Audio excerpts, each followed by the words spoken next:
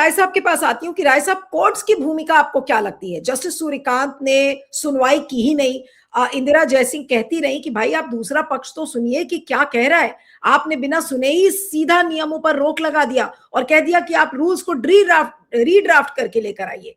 तो ये तो मुझे वही बात याद आ रही है जब सीसी के अपॉइंटमेंट वाली इशू था, और उसके बाद देखिए किस तरीके से कानून लेकर आ गए और चीफ जस्टिस ऑफ इंडिया उस पूरे चयन समिति से बाहर ही हो गए। तो क्या ये सुप्रीम कोर्ट का यहाँ पर जो रवैया है उस पर मैं आपसे सुनना चाहूंगी, और वही सवाल कि क्या ये 13 जनवरी से 29 जनवरी के बीच में एक ऐसी स्क्रिप्ट लिखी गई थी जिसमें कोर्ट भी उतना ही बड़ा भागीदार बन गया उस स्क्रिप्ट का? नीलू जी, ये तो न्यायपालिका का हनीमून पीरियड चल रहा है। एक झूले में इतने लोग एक साथ झूलते हुए दिखाई पड़ रहे हैं कि समझ में नहीं आ रहा कि किससे पूछ कर कौन काम कर रहा है। ऐसी गलबहियां, ऐसा तालमेल, ऐसी समझदारी इतिहास के किसी कालखंड में आपको देखने को नहीं मिलेगी कि हमारे honourable chief justice of India विधि मंत्री के साथ बैडमिंटन भी खेल रहे हैं। उनके गांव में सुना कोई मेला भी लगाया गया, जो सरकारी मेला, वहां भी विधि मंत्री गए, वहां उन्होंने गाना भी गाया। तो ये अंडरस्टैंडिंग जो है ये अनप्रेसिडेंटेड है। इस और जरा सा कचहरी में भी दो चीज देख लीजिए। सर्वोच्च न्यायालय के सर्वोच्च पीठ में 12 फरवरी को हिंदुस्तान के सारे मजदूर हड़ताल पर रहेंगे। 4 कोड उन्होंने लाया, लेबर कोड, और 29 कानूनों को खत्म करके अभूतपूर्व संकट में इस देश का मजदूर है। 87% अनऑर्गेनाइज सेक्टर में धक्के खा रहा है। हमारे चीफ जस्टिस ऑफ इंडिया ने खुल के बयान दिया है, कोर्ट के अंदर बयान दिया है, कोर्ट के बाहर बोला है कि इस देश में जो औद्योगिक विनाश हुआ है, जो फैक्ट्रियां बंद हो गई हैं, वो मजदूरों की कामचोरी और ट्रेड यूनियन के बदमाशी के कारण हुई है। और ये देश, इस देश का इंडस्ट्रियल ग्रोथ ये ट्रेड यूनियनिज्म, ये झंडा यूनियन, इनके पॉलिटिक्स के कारण हुआ है। कभी आपने सुना जिस सुप्रीम कोर्ट ने लेबर्स के प्राइड को, डिग्निटी को इतना ऊंचा किया, जिस सुप्रीम कोर्ट ने इनके मेहनत को जगह जगह सलाम दिया, इनके काम के और इनके वेतन के, इनके कार्य की परिस्थितियों के लिए कितना जजमेंट दिया, और कैसे बचाया पूंजीपतियों से इस मजदूर वर्ग को, उसको चोर बताया गया, उसके संगठन को ब्लैकमेलर बताया गया। ये honourable chief justice of India एक हाथ से वो यह कह रहे हैं, दूसरे हाथ से यहाँ कह रहे हैं, अभी कल कह रहे हैं कि साहब ये इस देश में जातिवाद है। ये कैसे, ये आप लोग जातिवाद फैला रहे हैं इस तरह के कानून को लाकर। और ये डिस्क्रिमिनेशन जब आ गया है तो कास्ट बेस्ड डिस्क्रिमिनेशन की क्या जरूरत है? अरे मानवर, आप सुप्रीम कोर्ट के पुरानी फाइल को देख लीजिए ना।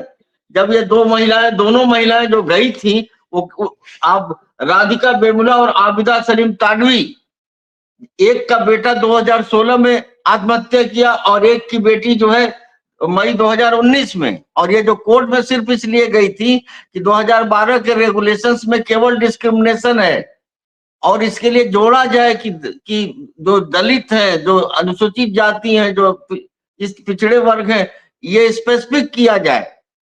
116% अत्याचार बढ़ा है कैंपस जजमेंट के ऊपर, और उसी बेसिस पर आप ही ने ऑर्डर किया था सुप्रीम कोर्ट ने यूजीसी को कि आप विद इन 6 वीक ये रेगुलेशन लाइए, क्योंकि 2012 का रेगुलेशन इनसफिशियंट है। और तब ये जोड़ा गया। ये सुप्रीम कोर्ट में डिमांड थी उन 2 वीर माताओं की जिन्होंने अपने बच्चे खोए थे जाति और विद्वेष और जाति के हिंसा के कारण। कोई बताए ना कि आपके संविधान में ऊपर ही लिखा हुआ है, देखिए मैं पढ़ दे रहा हूं, justice social, economic and political. What is social justice? Social justice गरीब तबके के लिए, पिछड़े तबके के लिए, सोशल जस्टिस बहुजन समाज के लिए है। जब आप अगर ये कह दे रहे हैं नीलू जी कि आईपीसी में तो मारपीट का धारा है, हिंसा का धारा है, छेड़छाड़ की धारा है, तो फिर एससी एसटी कानून, स्पेशल कानून क्यों बनाया गया? संविधान और संसद ने स्पेशल एक्ट का प्रोविजन कहां से लाया, जबकि आईपीसी में ये तो राय साहब ये तो करता है कि सुप्रीम कोर्ट अपने ही खिलाफ जा रहा है। जस्टिस सूर्यकांत और जॉय माल्या बागची की जो बेंच है वो एक नहीं, वो तरीके से रोक लगाकर अपने खिलाफ नहीं जा रहे हैं, वो जा रहे हैं सुप्रीम कोर्ट का जो ब्राइटर चेहरा था, सुप्रीम कोर्ट का जो संविधान सापेक्ष चेहरा था, उसके खिलाफ जा रहे हैं। वो सत्ता के नजदीक अपने को खड़ा दिख रहा है सुप्रीम कोर्ट इस देश की जनता की आकांक्षाओं के प्रतीक के रूप में नहीं, बल्कि शासक वर्ग के इच्छाओं के प्रतीक के रूप में अपने को पेश कर रहा है। यह बहुत कष्ट की बात है। जो अपर कास्ट का जो ये जितना प्रोटेस्ट हुआ, आपको लगता है कि ये पूरा बातचीत करके इस तरीके का आयोजन किया गया जिसमें कि सुप्रीम कोर्ट भी इस्तेमाल कर लिया गया? ये भाजपा और आरएसएस का प्रायोजित प्रोटेस्ट नहीं था, यह अपर कास्ट का एक हिस्सा था। अपर कास्ट इसके पहले 2012 का रेगुलेशन था, उसके पहले एससी एसटी के लिए तमाम प्रोटेक्शन के लिए ओबीसी का नाम जो जानते ही भड़क उठे। सन 50 से लेकर और सन 90 तक जो एससी एसटी को रिजर्वेशन मिला नौकरियों में, सन 90 में जैसे मंडल आया पूरा देश जला दिया।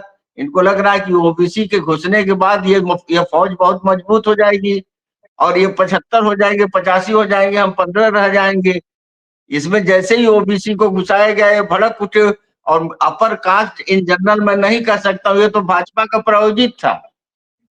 हम कह रहे हैं कि हाई कोर्ट से भी कुछ वकील निकले, लेकिन 50 वकील निकले एट ए टाइम, 15,000 वकील हाई कोर्ट के अंदर रहते हैं। तो अपर कास्ट और अपर कास्ट को यह पता है कि जातिगत विद्वेष जो है इस देश के पिछड़े वर्ग के खिलाफ ही होता है।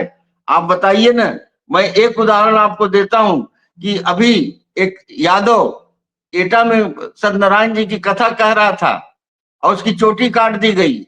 एक दलित के ऊपर मध्य प्रदेश में पेशाब, एक बूढ़ा आदमी मंदिर के परिसर में दलित जो है पेशाब कर दिया, उसको पेशाब चटवाया गया। एक उदाहरण कोई दे के बतावे कि ब्राह्मण कथा कह रहा था, उसकी चोटी काट दी गई, ठाकुर पेशाब कर रहा था मंदिर के दीवार के पास, उसको पेशाब चटवाया गया। उत्तर प्रदेश में स्त्रियां नंगी घुमाई जाती हैं, नग्न नेकेड परेड अखबार में छपता है और ये जातिगत विद्वेष के कारण होता है। और यह जिस समाज को आपने हजारों साल से ज्ञान से वंचित रखा, विज्ञान से वंचित रखा, सम्मान से वंचित रखा, डिग्निटी से वंचित रखा, उस समाज को अगर बाबा साहब अम्बेडकर और कांग्रेस और उस कॉन्स्टिट्यूएंट असेंबली ने कुछ अधिकार दिया है, 50 साल से एससी एसटी, मैं ये सवाल उठा रहा हूं, 50 साल हो गया एससी एसटी एक्ट लागू हुए। आज चमार के कपार पे आप पेशाब करते हैं, वीडियो बनाते हैं, आपका कोई बिगाड़ नहीं पाता। और एक जबलपुर के जज जस्टिस श्रीधरन ने अखबार पढ़ के कहा कि इस पे एफआईआर करिए और श्रीधरन साहब का ट्रांसफर हो गया, इलाहाबाद हाई कोर्ट में बैठ गए। मोस्ट ऑनेस्ट, मोस्ट कमिटेड जज, ठीक है। और उन्होंने कहा, तो ये सारी स्थितियां हैं जुडिशरी अब सीधे सीधे उस झूले पर झूल रही है जिस झूले की हेडिंग आपने आज डाली अपने भाष में। बिल्कुल, और आज इसीलिए मैं ये कार्यक्रम कर रही हूं ताकि दर्शकों को पता चले कि 13 जनवरी को ये यूजीसी के नियम को नोटिफाई किया गया। 29 जनवरी को सुप्रीम कोर्ट की सवर्ण बेंच, जिसमें कि जस्टिस सूर्यकांत और जस्टिस जॉय माल्या बागची है, वो आकर सीधा रोक लगा देते हैं, पूरी सुनवाई भी नहीं होती और सेंटर से ये कहा जाता है कि आप रीड्राफ्ट करके लेकर आइए।